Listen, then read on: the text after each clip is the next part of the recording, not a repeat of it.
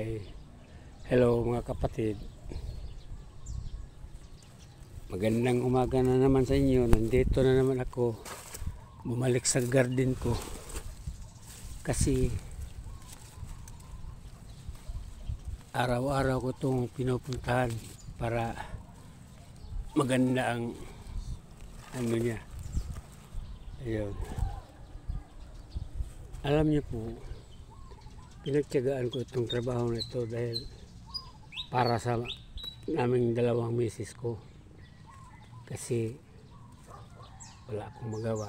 Siya manonood ng TV, ako kung manonood ako ng TV, sa palagi kong upo ng upo, manghihina ang katawan ko. Parang hindi sanay sa nakaupo lang palagi. Kaya ako pumupunta dito sa garden. At pinagtiyagaan ko ito kasi kapag mayroon ng mga ma-harvest, maano pa sa namin, magagamit pa namin, hindi na kami bibili ng bili. At paborito naman ng misis ko itong palya, okra, at saka talbos ng kamuti. At saka yun mga palang okra. Ito. Okay na, mga ilang araw o ilang buwan. Yan. Yan. Ito ang sili. Ilang buwan, malalaki na ito. Hindi lang malalaman nga gano'n na balang araw. Mayroon na kaming magugulay ng misis ko. Marami ito. Sinadya ko kasi yung mayroon akong okra na isa, maraming bunga para isang puno lang yun pero maka-harvest pa rin kami. Ayun, matanda na yan, yun ang isang okra.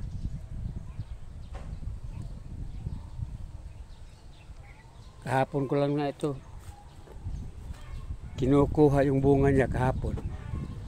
Ayun, wala na. Matanda na ito Yun, nag-iisa lang. Pero bisan siya isa lang, lagi kami nakagulay. Lalo na sana kung marami pa. Ngayon, marami na itong tinanim kong okra. Ayan. Sa ngayon, gugunahan ko ito. Kukulan ko ng mga damo at tiligan ng tubig. Yan.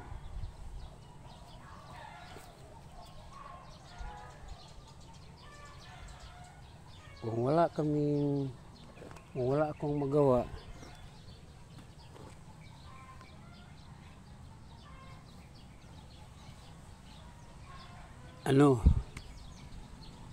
parang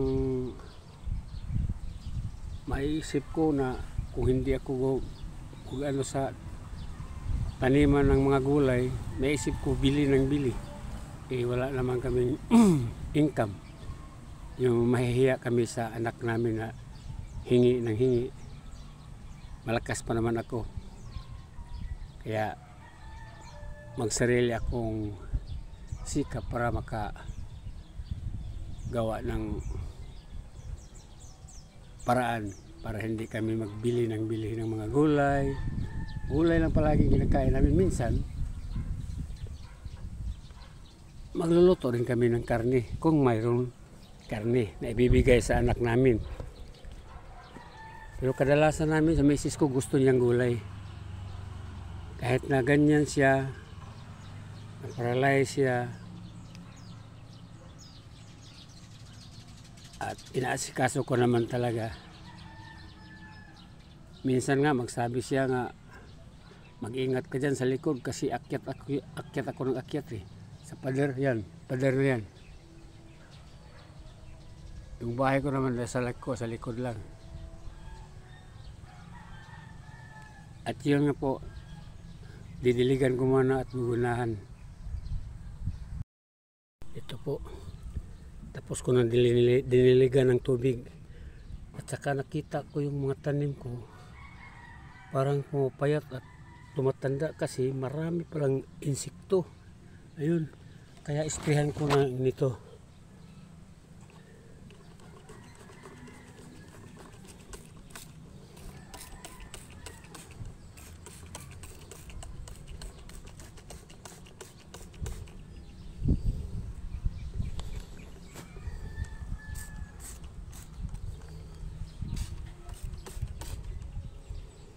Nangangagat pa.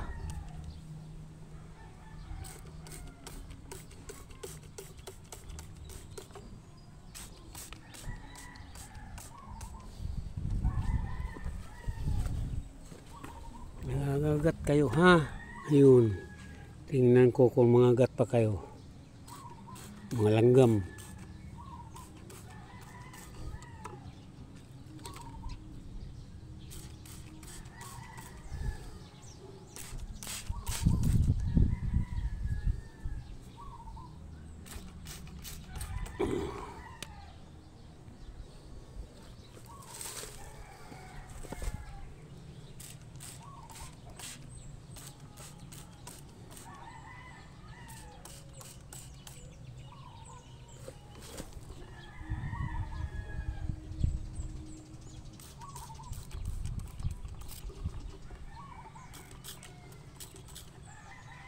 Ay, ubus na.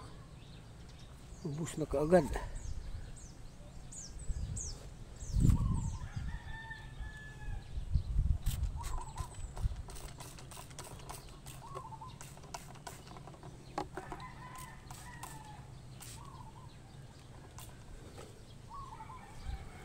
Ayan. Tapos nito, diniligan ko na. Yan. At saka inisprehan ko na ng para pangpatay ng insekto. Saro.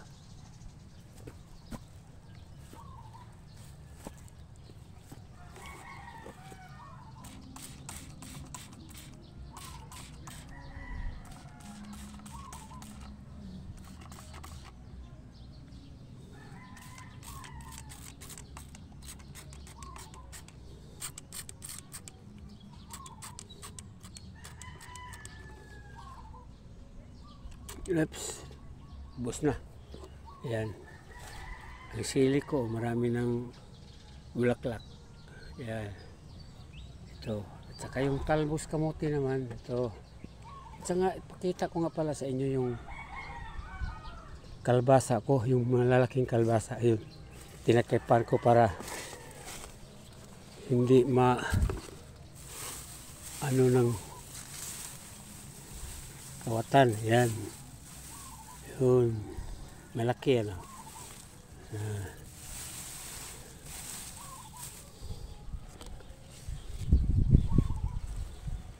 Meron pa dito isa.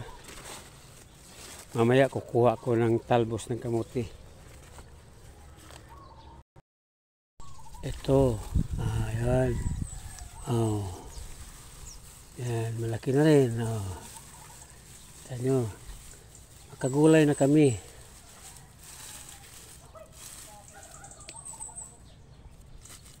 Balang araw pag mahinog na itong kalbasa. Thank you, Lord.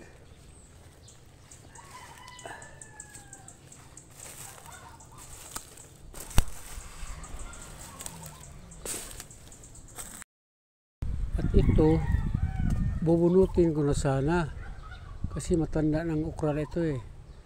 Ito pala oh, mayroon pang isa, maliit pa naman. Yun. Ito, hindi ko lang muna bubunutin yan kasi ano, mayroon pang bunga.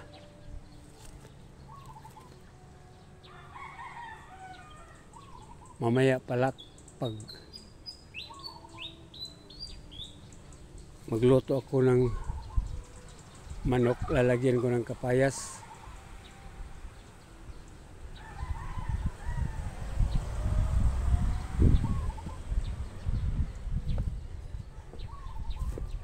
Ito, kapayas ko. Sa kapitbahay ko ito tinanim. Tapos sabi niya, Le, Halimbawa mayroon ng bunga, kumuha ka lang dyan. Sa atin dalawa ito kasi nasa teritoryo mo ito eh. Sabi ko, oo, ayun. Ako lang palagi naggugulay dito. Dahil siya palagi nasa trabaho. At mayroon nga nangunguha dito na hindi nagpaalam. Kaya yung linagyan ko siya ng ano dito. Yung sinasabi na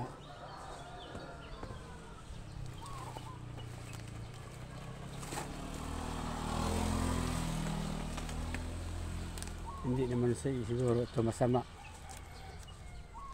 Linalagyan ko ng ang kawatan iya sa demonyo, ang mangayo iya sa Ginoo. Yan, makabasa sila yan. Hindi naman yun masama. Ano lang yun eh, pasumbingay. Ninanakaw kasi yung kapayas, pero pwede naman sana manghingi. Ayan, kapag gusto ng misis ko nga magkapayas, okay lang. Hanggang dito na lang po, at sana po manood po kayo palagi sa video ko para malalaman nyo kung kailan ako mag-harvest, kung kailan ito lalaki yung okra ko. Sasabihin ko sa inyo kung ilang buwan maka-harvest, ilang buwan lumalaki. At sana po nasa mabuti kayong kalagayan, kayong lahat ng mga kapatid ko. God bless and all. At salamat sa inyo sa aking paniniid. Paniniid naman, panonood. At dito nga pala tayo sa ano, sa taas, sa bahay ng bubong ng bahay ko. Nandito pala yung ibang tanim ko. Kaya punta tayo ha. Ang tanim ko sa taas ng bubong ng bahay ko. Yan. Mga okra rin yan. Okra. Yun. Sibuyas. Tanglad. Tsaka ito. Parang lanta. Lanta yata sa init o ano kaya. Ito maganda.